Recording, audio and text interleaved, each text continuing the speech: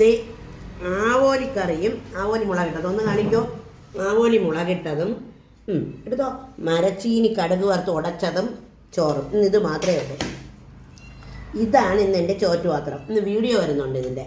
പോളിയാണ്, ഭയങ്കര ടേസ്റ്റ്, നല്ല super taste, പറഞ്ഞറിയിക്കാൻ വയ്യാത്ത ടേസ്റ്റ്. അടിപൊളി. ഇതുപോലെ ഒരു കറി വയ്ക്കാൻ എൻ്റെ മനസ്സിന് തോന്നിയതിന് എനിക്ക് ആദ്യം നന്ദി പറയുന്നു. കറി വയ്ക്കാൻ മാമിയെ ഞാൻ നിയോഗിച്ചു.